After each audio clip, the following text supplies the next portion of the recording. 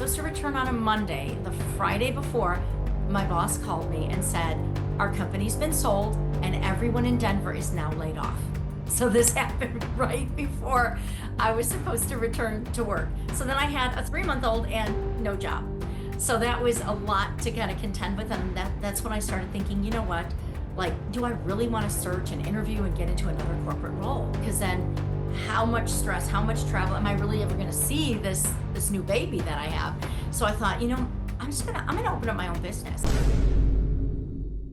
Welcome to Women and Work, the show where we take an inside look at how women are overcoming our own unique challenges as we nurture our careers, businesses, and families. I'm Diane Moca, founder and CEO of the MomSub childcare app, and I want you to know that work can fit your life. Our guests show you how they've done it. Today, I'm joined by Susan MacNicol, the founder and president of her own agency called Strategic and Creative Marketing. Susan has spent more than 20 years honing her skills in marketing and keeping up with the latest trends, including stints at entertainment companies in Los Angeles and Denver early in her career and corporate clients like OfficeMax and Sears in Chicago. Susan, thank you for being here. We've known each other for quite a while, and this is a wonderful chance for us to get to know each other even better and for you to share your career trajectory with our listeners. Thank you. Yeah, thanks for having me. I'm excited to join you today. Excellent. So I want to know, in all the things that you've done, what do you think has been the biggest challenge for you as a woman in building your career? And quite a career it's been so far.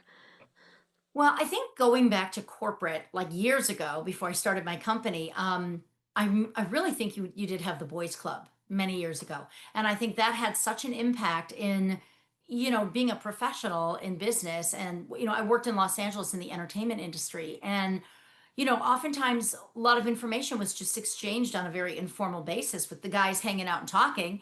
And then later on, I'd find out, oh, this was decided or this campaign was completed. And I'm like, well, we didn't meet on that. And then, oh, we just chatted about it when we were hanging out.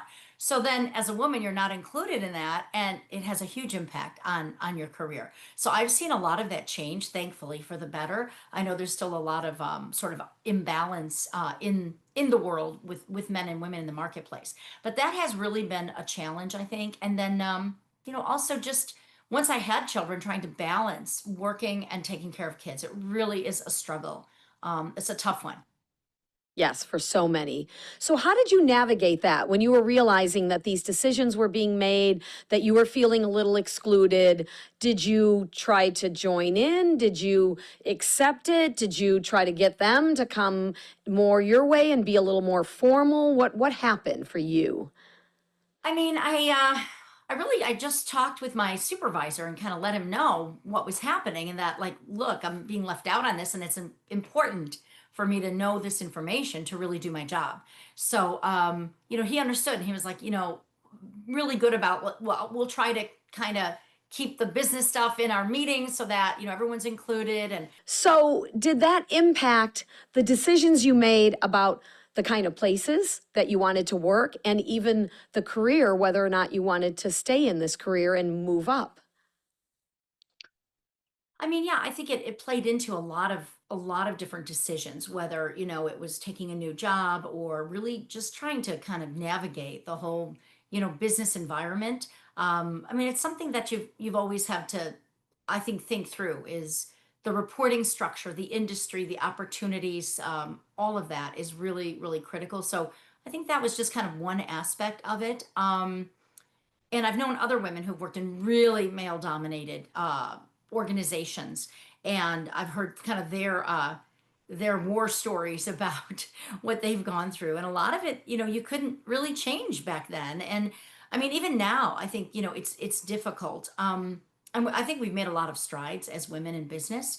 But you still have that. There's still that sort of discrepancy between, of course, in salary between men and women. And I think it's, just something it'd be nice to kind of have it eradicated, but it's still there. And but thankfully, it's not like it used to be. And now with working with like government contracts and stuff, there is some advantage now to really pull women and minorities up a bit in the world and in business because they do have specialized programs that are like for, women in business, minorities in business, to give them sort of more exposure to be able to win contracts with government contracts. So a lot of that, I think, really does make an impact. And even though a lot of the DEI is not, favorable right now, but over the years, I think it has really made an impact and helping, to a certain extent, women in business. So it was valuable. And now I feel like,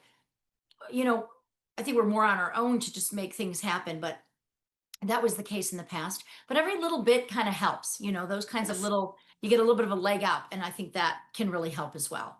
So, the industry that you're in, marketing, we find that there are a lot of women. It's not necessarily male dominated, but I wonder if the men were often in the decision making roles and in the top, C suite and the boss positions.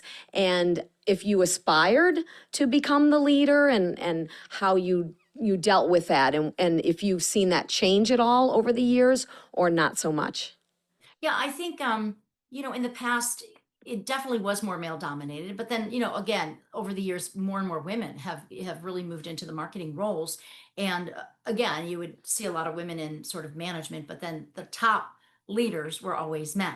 And even now, you're seeing that, but you're definitely seeing more and more women like in the boardroom, which little by little, that's the advantage, because that's where a lot of things are really decided, or in that, the leadership, the C-suite. You're seeing more women in that, and that is really inspiring to feel like, oh, there's opportunity, this, these things can really work out, so that's a big change, I think, that's come around, that is really good. And I think it'll inspire a lot of, younger women, that they can reach the top, with, hard work and training, education. They really can get there now, and I think that's important to have those kinds of role models. And why did you go into marketing? Was it something that you knew you always wanted to do? And did you have big goals and dreams when you started your career? And how did that evolve as Yeah, you as a person evolved? yeah, I'll tell you, it was interesting. I was not sure, when I went into college, what I wanted to study. And I kind of wound up, taking courses in communications and marketing. And ultimately, my degree was in Marcom. And I got my bachelor's from Columbia College, Chicago. And then it was very much like I learned the most really from the internships I did. I can't stress that enough, to young people, that internships are key. Like, you learned so much in the internships, and that's where I really got some good experience. And from there, was able to get into, a career. And then from there, it was a lot of sort of, starts and stops along the way in the beginning. But then once I took a position moving out to Los Angeles and working for Columbia Pictures in LA, in marketing, that's where I really started to learn and grow, and see a sense of a direction for my career. And from there, just kind of kept moving up the ranks in marketing. I was always interested in sales as well. And then throughout my career, I've been really involved with sales a little bit, also got involved in training and in recruiting. So it's branched out to some other areas. But I feel like I've really covered marketing, and have not been just sort of kept into one area. I mean, I've worked in many different industries and many different roles within marketing. I mean, marketing encompasses everything from really the PR side, the promotions, the pricing. You've got digital marketing now, print, traditional tactics, strategy, messaging. There's so many different areas, and right now I'm at a place I've worked really in all of those areas. So even if I don't focus on that in my work right now or with a particular client, having that broad-based knowledge, I think I can bring a lot to the table to say, okay, I can see how this marketing, strategy will intersect with PR. Even though we're not doing PR, these elements can transition to a really strong PR campaign. So a lot of that knowledge, it takes a long time, I think, to acquire it. So it's been good to have that variety versus, kind of staying in one area. Like I've been, so some people have been in like cable marketing for 25 years, and that's what they've done. And so I'm really glad that I have made that, transition to do, like, from the media side, TV and film, and in-home, entertainment, and then, moving into other areas like, data, and then with my own company, working with, government contracts, as well as, working with law firms, and healthcare, a lot of different areas that we've worked in. Supply chain is a big area. So it's kind of, I always like learning, kind of, something new. And so for me, that's been a great opportunity, is being able to do that. And really, by having my own company, it's really exposed me to a lot of different industries, different types of businesses, different strategies. And so that has been really interesting. Hmm. And so I wonder if your goal all along was to have your own company, or if you had other goals in your career, like, I want to get to be the boss. I want to get to this particular company. I want to get to this certain level. And if that changed over time as things changed in your life. Yeah, I really did change, because I think when I was sort of stuck in that corporate mode, it's always looking at, okay, how can I get that promotion, and where is there an opportunity to move up, from coordinator to manager to director to VP, those levels in corporate. And I think it's just really hard to do. And it's very stifling, I find. And I really came from a very sort of entrepreneurial background, with my father always encouraging us. There were four in our family, and he always encouraged us to have your own business, work for yourself. And that has really stuck in all of our minds, because all four of us are entrepreneurs. So we all own businesses, which I think is pretty rare, for a family of four. But we've all really done that in our lives. And so that had always kind of been in the back of my mind. And that feeling of, I want to have something that's mine, that's like my business. So that was always kind of in my mind. And so, when I had the opportunity, then I took it and kind of jumped in. I didn't know enough. I wish I had more training and knowledge, because you can even have a strong education. I have my MBA, but opening and running a small business is really, really different. So, yeah, it's been just a learning journey for sure. When you say when you had the opportunity, what was the opportunity? Most people to start their own business have to make their own opportunity. Did Yeah. something come along that was too hard to pass up? Yeah, it's interesting. I had my first son. I have two sons. I had my first son, and I worked it out that I could come back to my corporate job. I was already a senior director of marketing working in Denver. And I was supposed to return to work. He was 3 months old. I had a nanny in place, and I was going to return part time and still maintain that same title and all of that, which was awesome. Great opportunity to kind of balance everything. I was so excited. And I was supposed to return on a Monday. The Friday before, my boss called me and said, "Our company's been sold, and everyone in Denver is now laid off." So this happened right before I was supposed to return to work. So then I had a 3-month old and no job. So that was a lot to kind of contend with. And that's when I started thinking, you know what?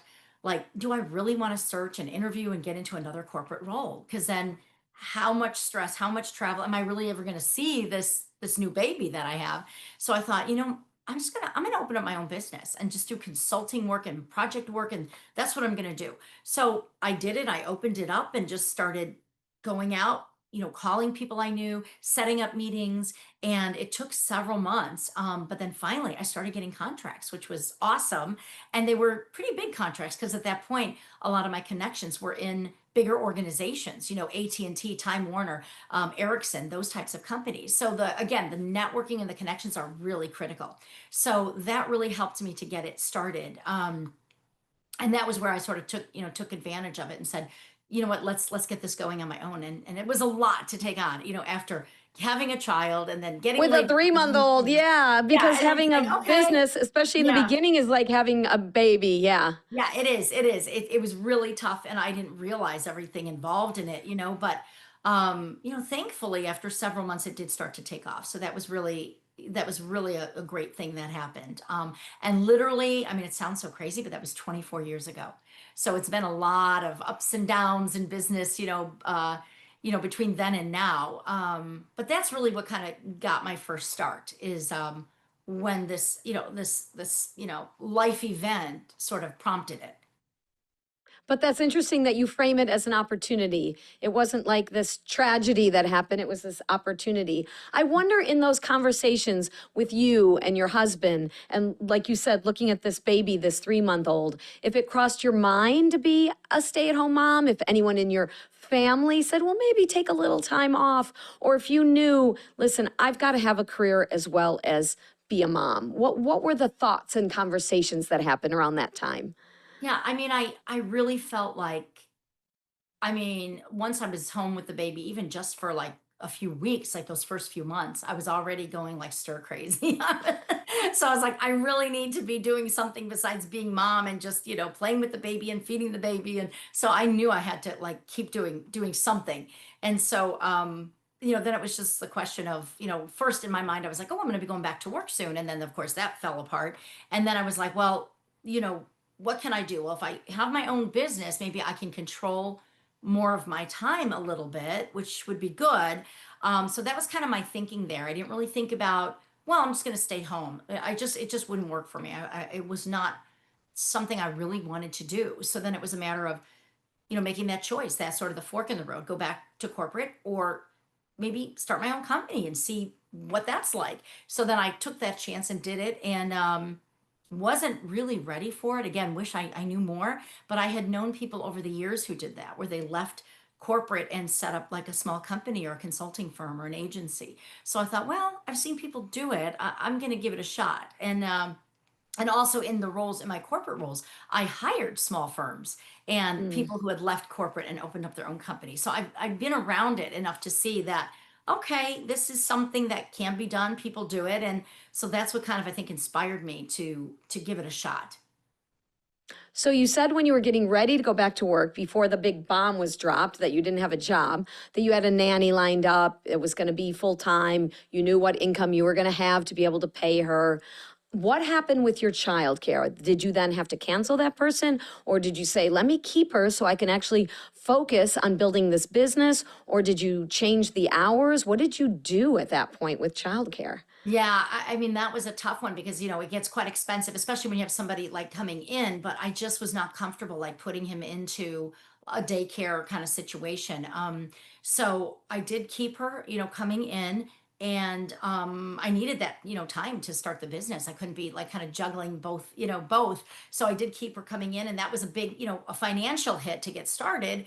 But then, it helped, of course, once some of the projects and the money started coming in. Then I was like, okay, good, this is good. And it was such a nice balance at a point too, because I liked that she was there at my home, and I could still kind of keep an eye on what was happening. If I took a quick, coffee break or lunch break, I could run down and see my son and kind of play with him, be with him a little bit, and that was super cool. And then I could just go back to work again. So they learned, the kids learned at a very young age, like mommy is working during the day. So even when he got to be like, 2 years old, 3 years old, it was so cute. He'd walk down the hallway and be like, shh, mommy working. So he knew, he knew like from a very young age.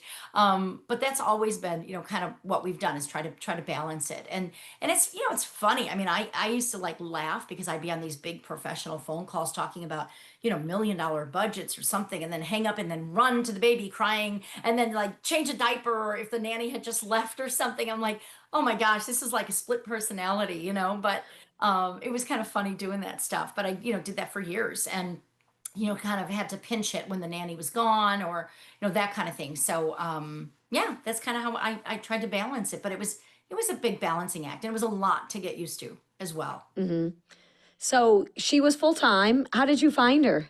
Actually, you know what? She was part-time because when I was going to go back to work, I was able to work out like a part-time arrangement to go back Oh, to my that's right. You job. said that. Yeah, Yeah, which and was which going would to have been be a the best of sweet both deal. worlds. Yeah. Yeah. Yeah, sweet deal because usually you don't even get that choice. No, but so she was part-time. And you know what? I ran an ad in my local paper for caregiver for a nanny.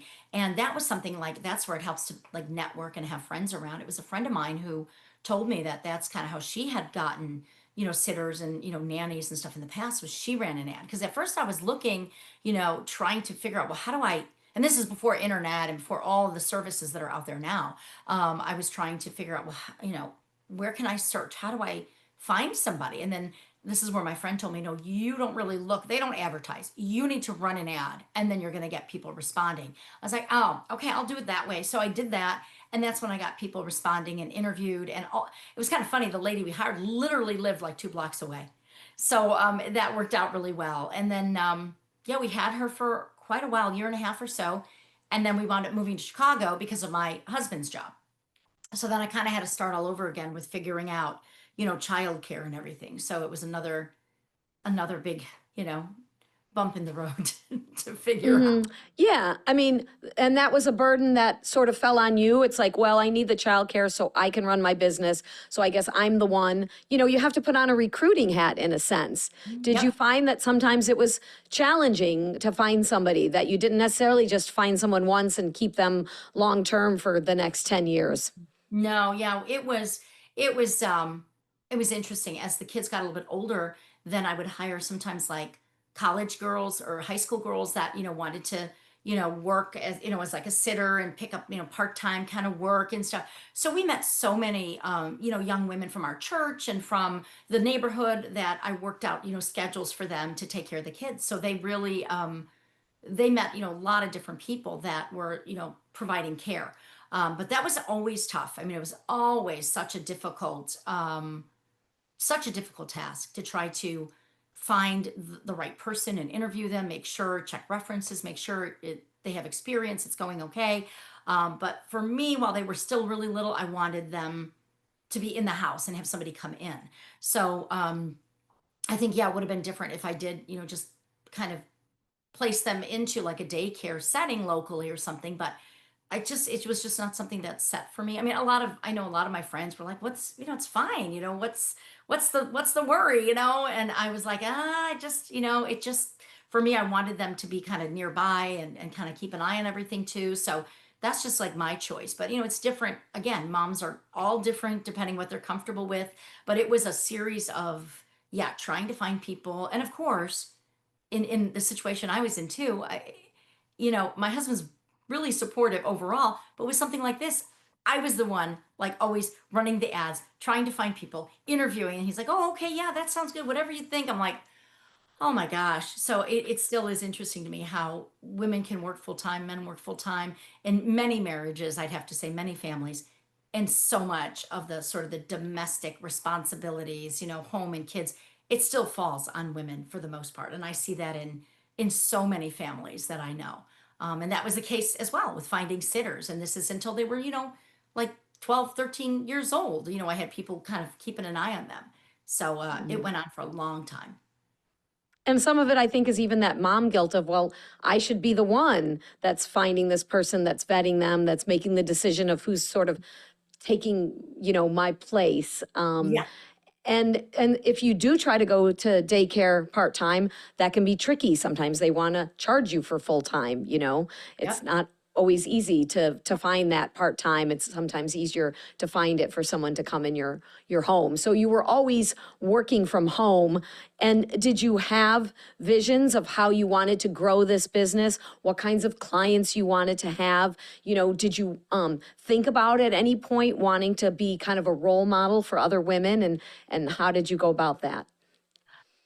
Um, yeah, it was hard to kind of get a good direction initially. I was more just thinking like, well, I'll, talk to people I know and then do some projects, and that'll work out. And that's kind of how I started with it. I didn't have a very clear like business plan and direction, which would have helped, I think. But yeah, I kind of got it started, and the big change happened where initially it was just me, sort of picking up different projects, and sometimes I'd bring in somebody like a consultant to help me on a project, but for the most part it was just me picking up projects and um, doing that for years. And then it was only about 8 years ago when I finally said, you know what, I really should turn this into more of an agency and hire a few people on the team, and then we can serve more clients at a time instead of just me sort of selling my time, as they say. And so I became more of a business owner then with, a team of people and several clients. And that really changed a lot for me about 8 years ago. And that was one of the biggest transitions. And then the company really could expand more quickly, build a whole digital team, and it was great. It was kind of cool to bring people in, and we have a really good team, very supportive team. My team's been with me for 8 years, and we've added others to the team now to keep expanding it. But yeah, it's transitioned. That was the probably the biggest transition. And then also some of the projects I took on before I really established it as an agency. I had opportunities to take on like recruitment marketing roles and learned more about that, and recruiting roles, market research. I did a lot of work as a facilitator for market research around the country. So I learned a lot of different areas by doing the project work. It was really very interesting to me. And so that's, that's kind of, I'd say, the way it evolved. And now having that diverse background, I think, is very helpful to be able to bring that to clients that we work with. hmm I wonder if the fact that you transitioned, like you said, about 8 years ago, and I know your kids are in their 20s, if it had anything to do with the fact that your kids were a little older, a little more independent, didn't need maybe the nanny as much. Did that trigger your decision to say, I'm going to make this more official? I'm going to create a business name. I'm going to be a business owner. Or is it just coincidence that it happened around that time? I started, going to some workshops and reading more about creating a business, and also like really creating wealth and generational wealth, and owning, being an owner and an investor in this world instead of being like sort of a worker. And even though I owned my own company, when I was just doing projects for companies, it's like they say, I was selling my time versus then realizing, if I build this into more of a business, that's how you create business, is you build a team and you have services, and you serve a lot more, customers at one time. So all of that started to really, play in my mind a lot more about the structure of it. And I mean, for me, sort of the daycare and the childcare didn't change that much. I still had, nannies coming in to watch them. And my kids, my two boys are 6 years apart. So it was like the one was already getting older and it was more independent. And then I had the other one. I'm like, okay, we're starting all over again. So it was kind of interesting there. But it didn't change that much, I'd say, on really the child care side, when I transitioned the business. But I couldn't have done it if I didn't have, good childcare in place. So that enabled me to really just structure everything a little differently and take it to a new direction, build a team, build more clients. So that's kind of how I grew it, 8 years ago. But having that in place for good childcare, knowing the kids are okay and they're set and everything, that made a big difference for me. And what were the challenges you faced in doing that? I know that you went after government contracts, which can be very lucrative, but very tricky, to get them and even to manage them.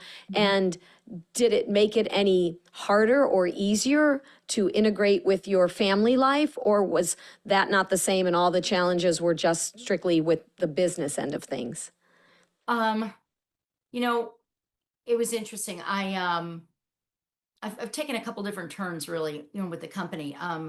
Started out, once I said, well, let's kind of make it an agency. We started kind of working with a lot of smaller companies, which was interesting because obviously they have a lot of smaller budgets, and that's harder to work with in marketing.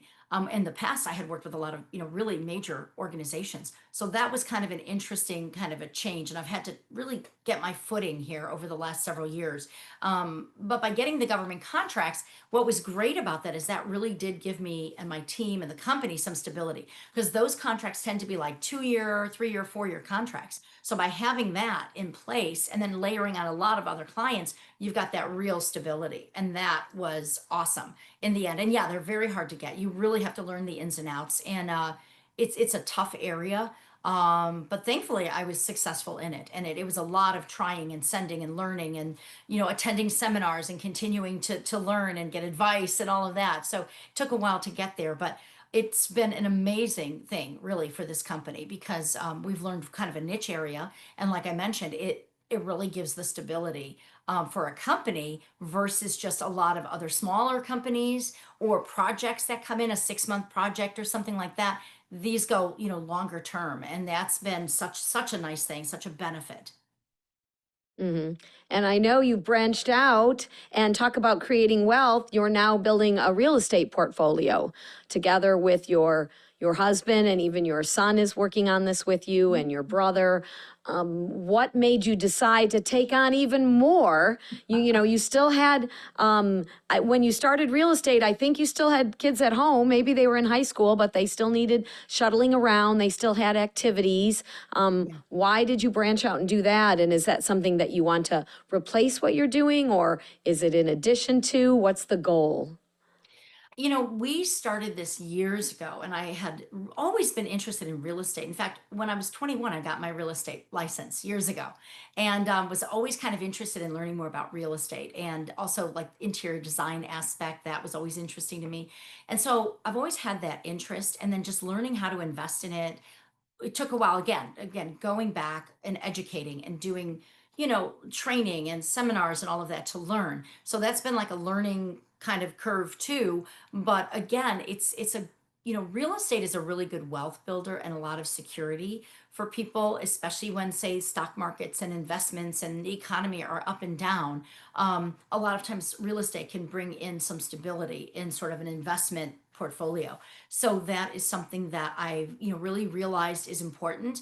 And then we kind of made a decision that we really want to keep focused on that. And I have to say, my brothers got very involved in real estate investing, and it's given them such freedom to have this real estate. Have these investments in real estate, and I saw that as well. And so all of us in my family, again, we're all invested in real estate, and we're seeing that there's a lot of opportunity and a lot of profit to be made in the real estate market. So that's something that we'll definitely continue in. And it's right now it's kind of been on the side where I'm juggling kind of both businesses. But yeah, I think I'll continue that for a while and see where everything takes me in the future. Hmm. And so, what are your goals, both professionally and personally, at this point? You've achieved so much. You rose up in your career. You started this really as a freelancer, and then it evolved into a business. Now you've got the real estate, which in itself can become a whole separate business, Yeah. and your kids are now grown and on their own. So, what's next for Susan in the work Yeah, world and in I've the got to personal figure that world? out actually.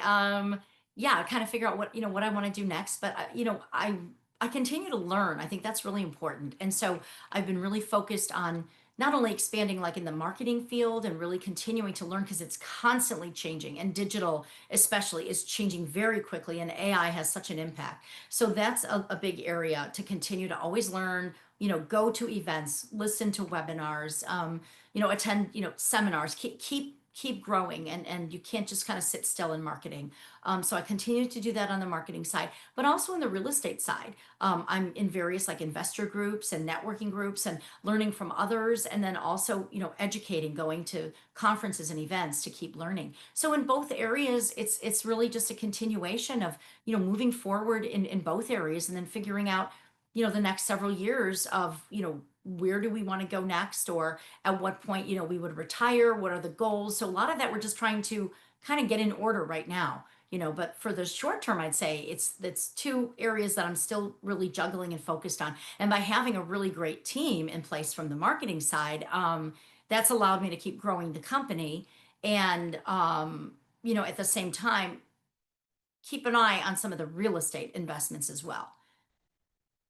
Mm. And you talk about juggling, and now you're juggling these different professional endeavors, not as much uh, family. You're Right. married, but the kids are grown and on their own. How did you cope when you were juggling so much, with the kids, even though you had that help? And what advice do you give to women today who are feeling that burnout and that sense of being overwhelmed, that some days it just feels like all too much? Yeah. And I get it. I mean, there's days I definitely went through that and still go through like, oh my God, this is just too much, but I think, having like the support of, women's groups and stuff and moms groups, I think that really helps.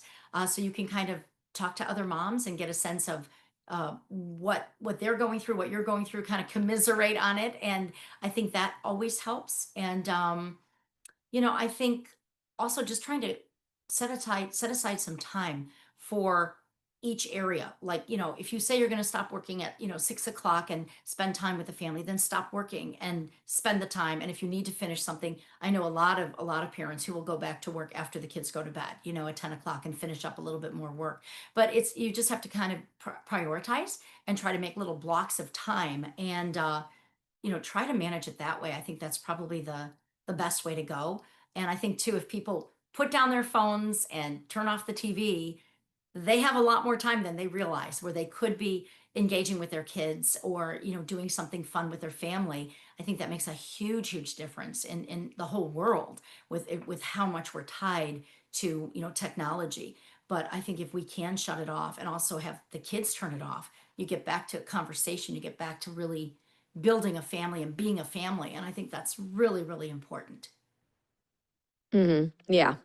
People used to talk about quality time. It's kind of a little of both, quality and quantity. It doesn't need to be a lot of quantity, but, you want to make sure that there's that balance, like you said, and that the time that you're spending with them, you're focused, right? And that is harder nowadays. It's a whole new world, but, it's the same struggle that parents always had, maybe, they're ordering food and, a generation ago, parents were focused on cooking dinner, but there's always something taking away that focus. But we both know that time does go. They say that the days are long, but the years are short, right? True. It's really true. I can attest to that. It's really true. Thank you so much, Susan, for taking time to be on Women in Work today.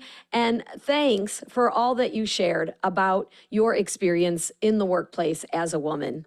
If Thank you were you. inspired by today's story, remember to share it with a friend, leave a review, and subscribe to meet our next amazing guest.